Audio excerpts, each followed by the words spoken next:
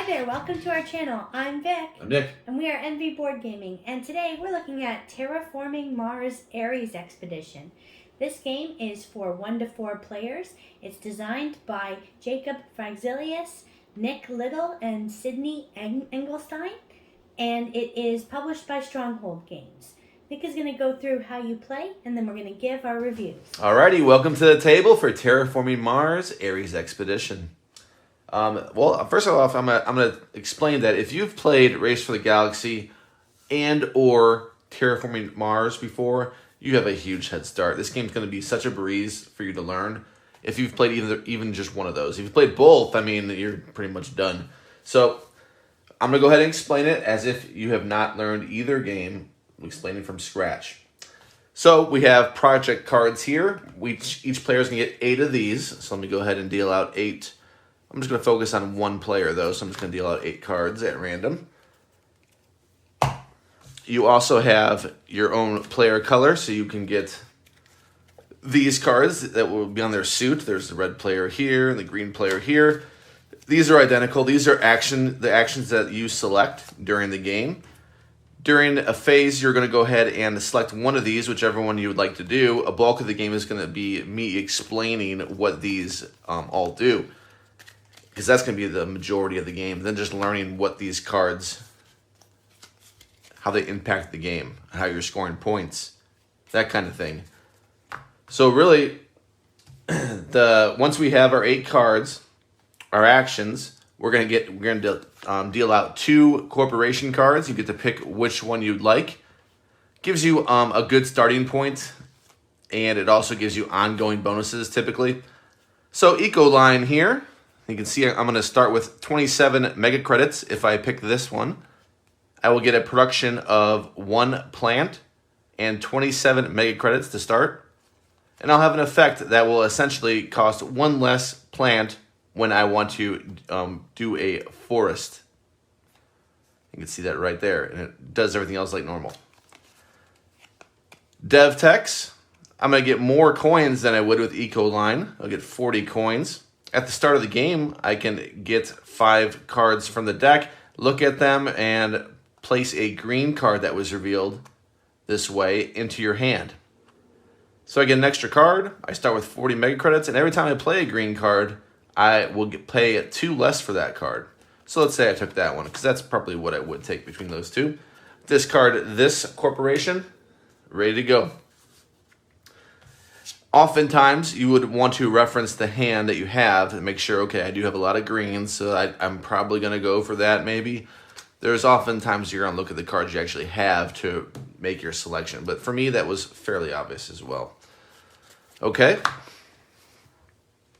Alrighty, so let's get this all set up here. I'm the green player, so I should have these cubes out here. We all start with 0 production, unless anything says otherwise on your corporation.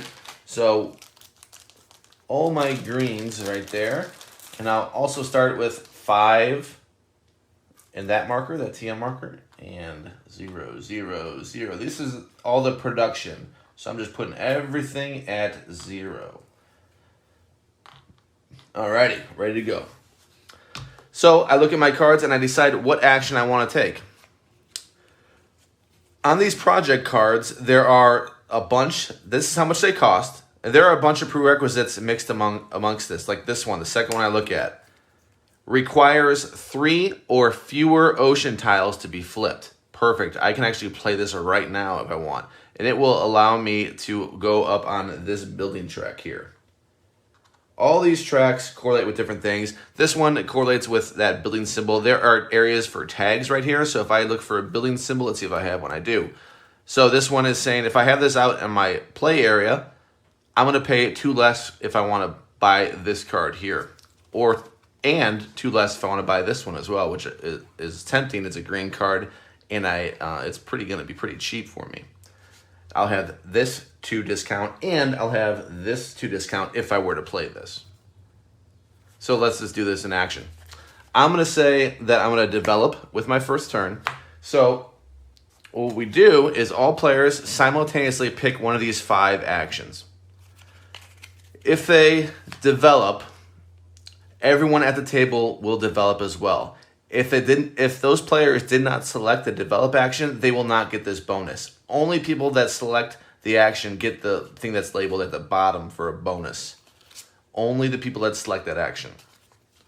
So in my case, if I did this, I would pay 3 less credits for a development. Not only that, I'd pay 2 less here because of my ability. So I'm paying 5 less for my development. If I were to, let's say, I probably wouldn't do that. In this case, I'd probably do that. Let's see. Yeah. So if I did that, it would only cost 5 credits. Then I would draw a card and gain 3 heat. And I'd move up 1 in my heat production. So let's say I did that. I'm going to ignore everyone else's action. I'm going to do develop just to show you how that works. So I'm going to draw an extra card. I'm going to gain 3 heat, and what that means is I get 3 of these cubes. These are in denominations of 1, 5, and 10. I'm going to get 3 of these cubes and put them in the heat section right here to let me know that I have 3 heat. Then I'm going to go up 1 in heat production. So, and that's always has that kind of border right there, that lined border, if you can see that, to let me know that is a production and not just a heat cube that I get. So I get 1 heat production, so I'm going to move this 1 space to the right. That I will explain when we get to the production phase, but that is going to be good once we're in production. So I paid 5 credits for that because I did -2 and -3 because of the bonus, making this turn into a 5 instead of a 10. So we did the develop action.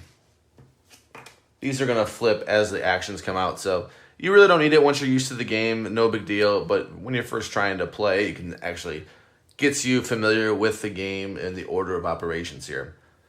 So if the other player chose this one, which is construction, we would do that next. So we're going to go over all the actions now. Develop, done. There we go. Construction. Each player may play 1 blue card or 1 red card. If you're the one that selected construction, you will have a bonus of either drawing an additional card or playing an additional blue or red card at this phase. Obviously, you would have to have the money to do that. Not always easy to play 2 cards in 1 turn. You have to have money. Which, by the way, I would have started with 40 and spent 5, so I would have 35 right now. If I want to do that, I can go ahead and go through the motions there. This is what my board would look like now because I would have spent 5 credits away to purchase this. Since I didn't pick construction, maybe Joe over here picked construction, I would not get any bonuses. I would just be able to buy one of my cards if I can afford it and if I want to. So I would look at blue or red cards. I only have blue cards, so I would decide, well, maybe I would because I have pretty cheap ones. So if I spent 5, because again, I don't have a bonus that helps me. If I spent 5, there's an effect here. When I play any of those symbols, so that tag, there's like a lightning bolt symbol. When I play those the rest of the game, I pay 4 less for it and draw a card. So I'm playing right now cards that make me things cost less as I play the game. So that's actually really nice. And if I were playing the game, I would definitely buy this for 5 and I put it on my board.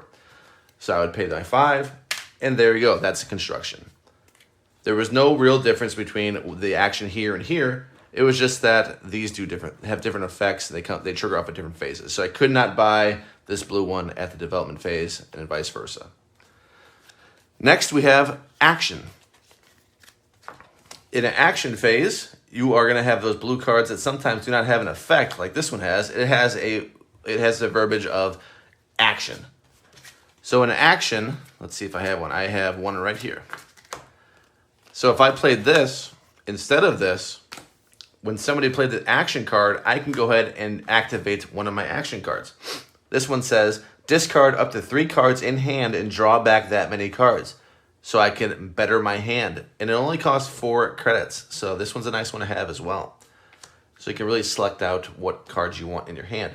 So again, you're just triggering that action based on somebody selecting the action phase.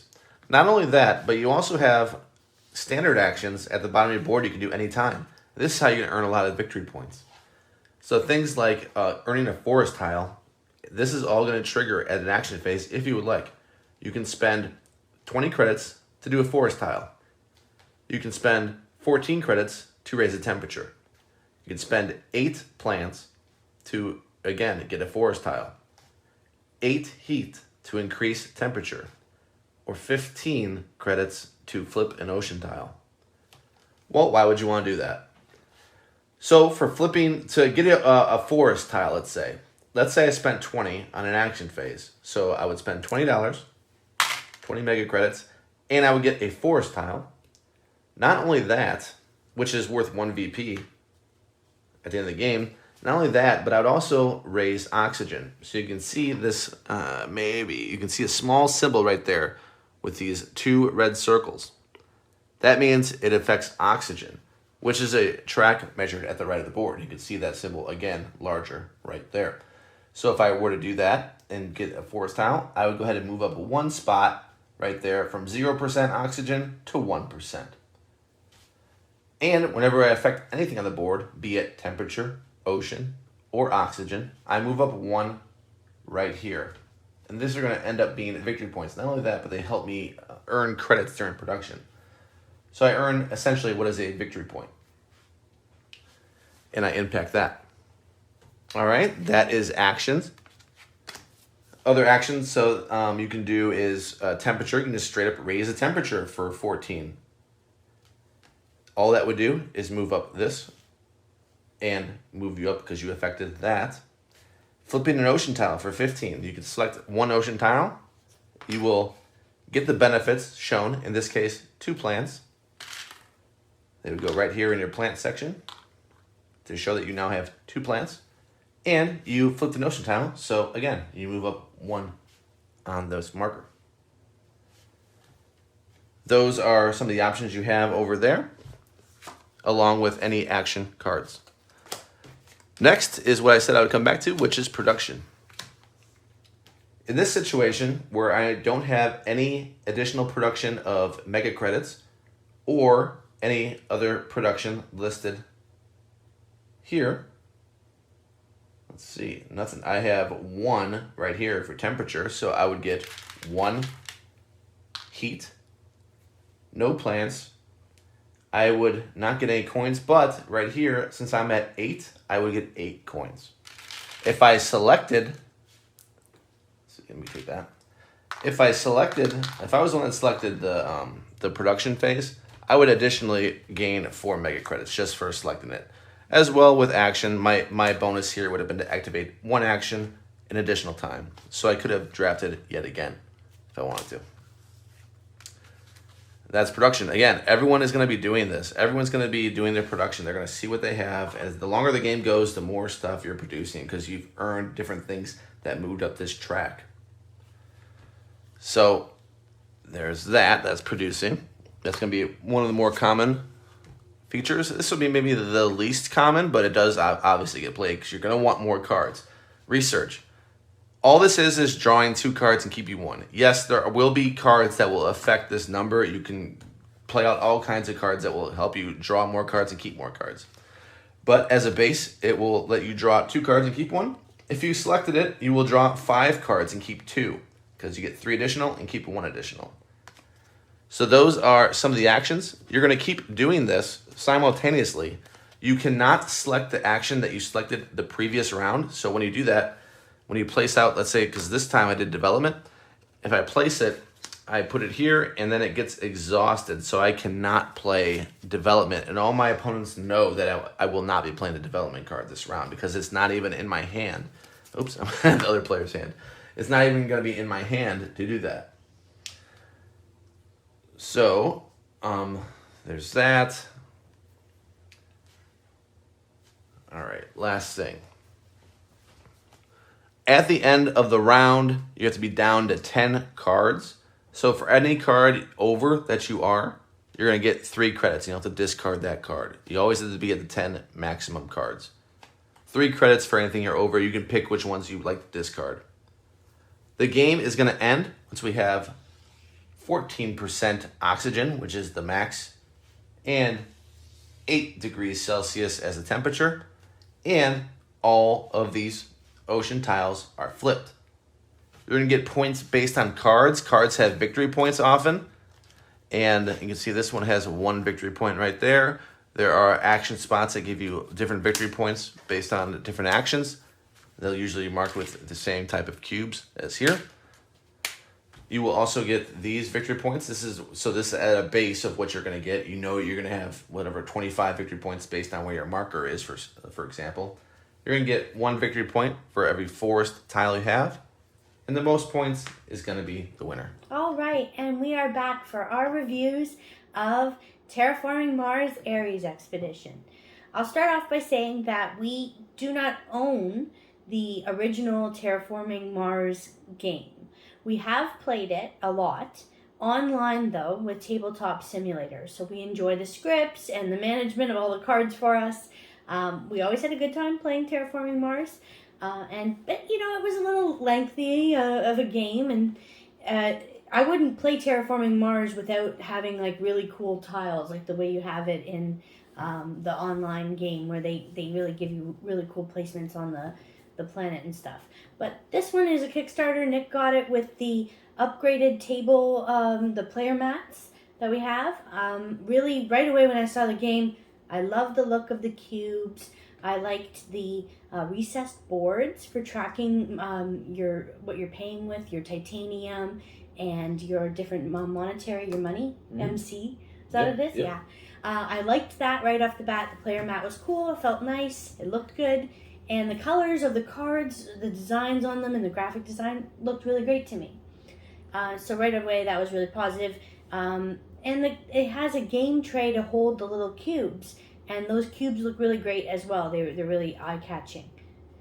I like the tiles. The quality of a lot of the components was good in the game. And this game, is kind of a marriage of Race for the Galaxy and Terraforming Mars coming together.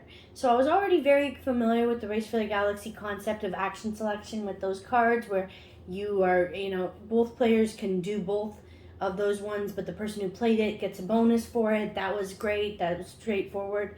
So it was easy for me to pick up on this game.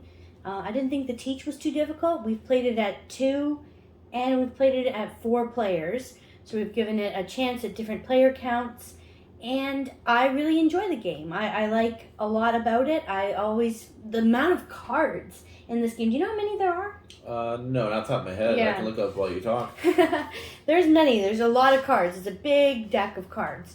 And so I can appreciate 208. 208. I was going to say 400. Project cards. Okay. So the project card's really cool. You never know interesting decisions to make about what are you going to build and in what order you're going to build them too. So like that.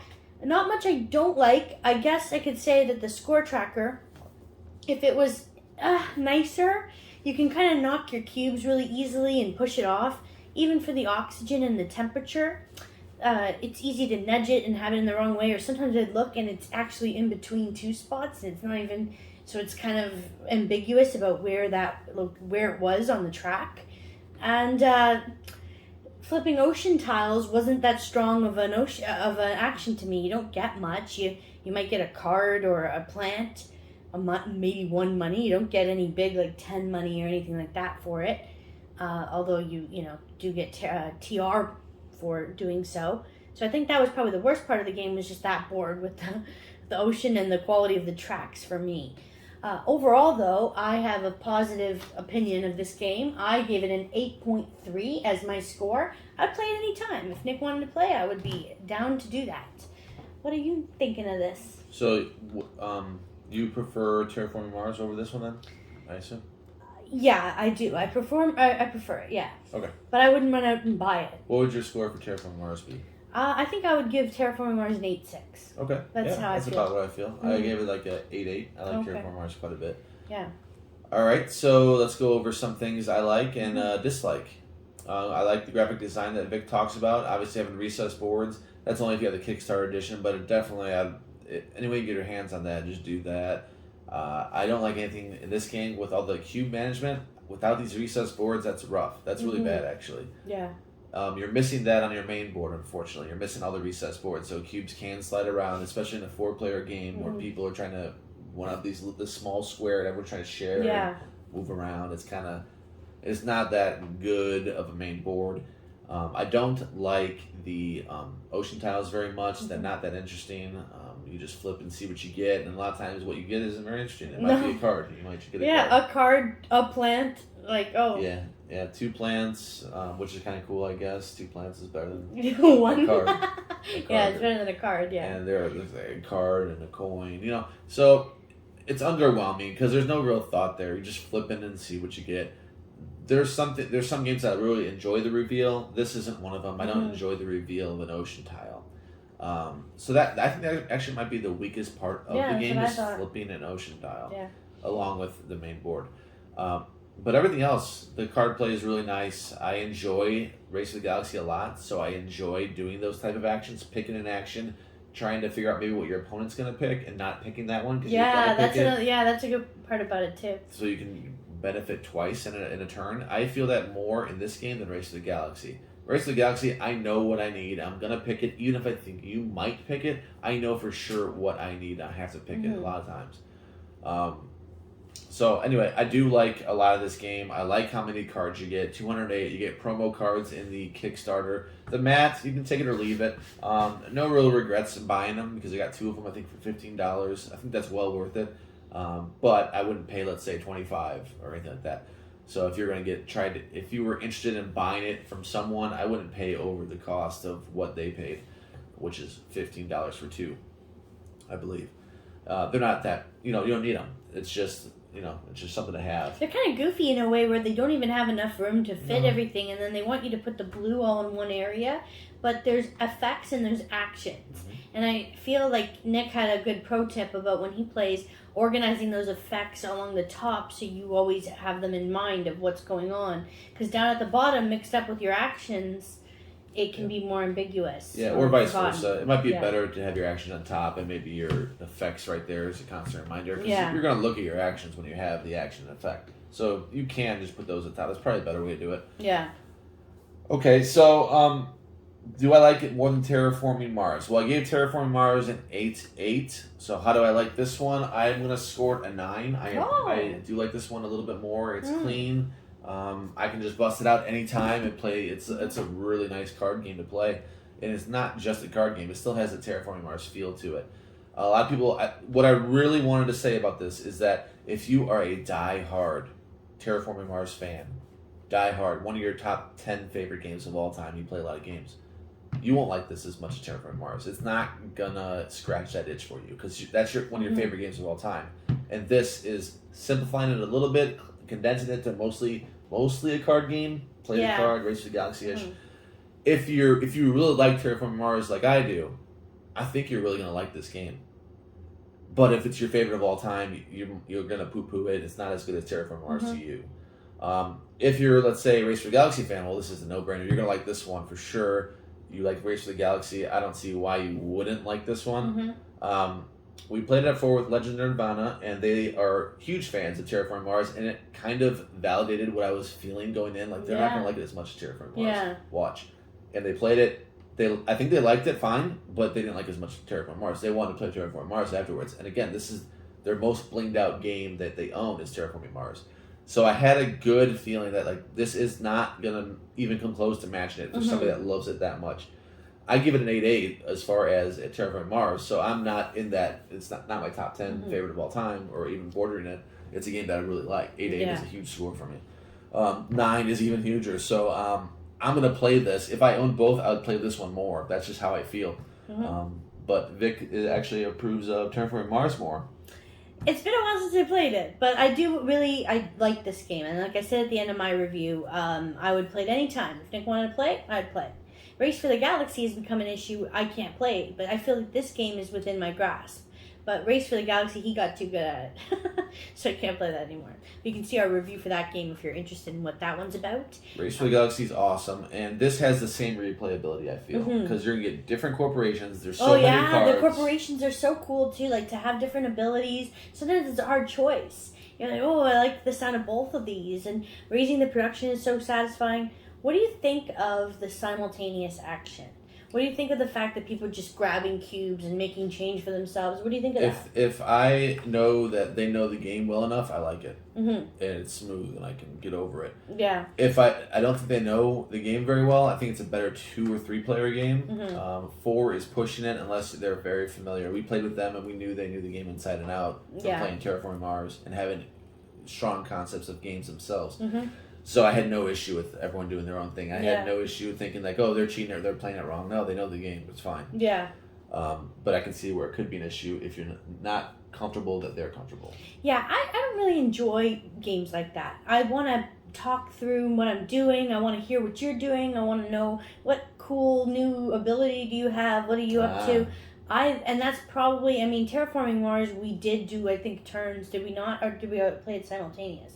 Because I could have sworn we took turns doing it. We take turns. Yeah. We play one card at a time. Yeah, that's what I thought. Yeah. So I like that. I like that you like threw an asteroid at me, and maybe I threw one back. Or see, that interaction was fun, and that missing that here, it felt like you're just kind of doing your own thing. So that's another thing I wanted to add, and just dawned on me when I asked you the question. I'm not sure if I enjoy everybody having their own experience and almost banging hands with people as I go to grab cubes. So yeah, that experience is missing if you don't want a 4-hour game. If you want a 3 or 4 hour game, you can go ahead and do that and not do simultaneous. That's perfectly fine. Yeah. That if that's the experience you want, that's fine. That you can do that, no problem. I remember when we were playing and you said, "Yeah, let's stop. don't talk about your actions anymore. Let's move forward." Yeah, because I was trying to push that. I was trying, and you were just like, "Nah," and I did it kind of subconsciously. I was just trying to. What are you doing? Yeah, here and there, I would say what I'm doing. If it's like something like I'm moving up 3. Yeah. So you want people to know what's going on, so you're not just like, oh, boom, boom, boom. Yeah. What just happened? Yeah. I want to touch on the co-op a little bit. Mm-hmm. What did you think about the co-op? Oh yeah, how could I forget all about that? We played 2. It was hard. We didn't win either time, right? We didn't satisfy the criteria. No, but Vic did very good the second time she played. I was a machine. If I did as good as her, we would have won. I didn't have the hands to do it. Brought us down. Yeah, I did. No, I always loved playing co-op with him. But it was challenging. I liked the challenge. At least it wasn't an easy co-op where you're just breezing through it and then, no issue. It really does depend on your corporation, what cards you get, what order do you play them, just like the main game. But I like that we were working together and I didn't have to worry so much about like what you were doing. I could say, all right, we could cooperate. You can discuss what actions you're selecting. So it was made for more economical, like more efficiency, I guess you could say. Yeah. All right, I'm going to go ahead and explain the co-op because, this video is going to run a little long, but I think it's helpful to learn the 2-player co-op. And it's such easy, like, once you learn the game, it's a very easy teach. Essentially, it's the same victory condition. You want the full temperature, full oxygen, and you want all the ocean tiles filled up. You're going to have 30 cubes off top. It's going to be 3 of a color that you're not using and 27 of just the standard 1 credit. So 27 of these and 3 of a non-player color. It's only a 2-player game. You can only do 2-player co-op. Mm-hmm. And on your turn, you're going to decide if you want to spend either the 1 credit or the 1 of the 3 non-player color. If you do the non-player color, you can give a card, exchange a card for another card, or just give 1 card, if you just select 1, to your teammate. You can just give them a card and not use that. If you use one of those credits, you get that credit. And it's a countdown for the game. So essentially you're having 15 turns because you have 30 cubes and 2 players. So 15 turns to accomplish all of that. It's a great challenge. We haven't won. We've only played it twice. We came fairly, reasonably close, I guess. The second time because Vic was really powerful that game. And I actually do enjoy it. I think a lot of people will think it's underwhelming, but I enjoyed the challenge of it because it doesn't take that long. Yeah. We have 15 turns. Do we win or do we not? We can crank that out and no problem. Yeah. And it's not boring. It's like you're working together. All right, I'm trying to get oxygen up. You're trying to get, you're trying to do the temperature, or vice versa. And you're just doing the best you can and see maybe you can beat the other score, and it's not that much of a time commitment, which if it was a big time commitment, I wouldn't recommend it. Yeah. Since it isn't, you can go ahead and play it. I recommend it. So yeah, it's good that they had that constraint where they didn't just make it a general all right, try to score this many, get the highest score, cumulative, something lazy. It's nice that there's some thought into the timing of it. And they say try to once you beat it, try to beat your previous score, whatever. I think once we beat it, we're done. It's just something that I wouldn't mind trying to beat. I'm not going to say, oh, now we got to beat that score. No, I think if we beat the co-op, we're done with that co-op. That's Promise? all. I wouldn't want to keep trying to beat it over and over again. I don't know. This is one that I want to beat one time. That's cool. it. All right. I'm on the same page as you. Okay. Well, there you go. Thank you so much for watching our review and overview of this game. If you enjoyed the video, please give it a like, thumbs up, and subscribe to our channel for more great videos. We will see you next time. Bye. Bye.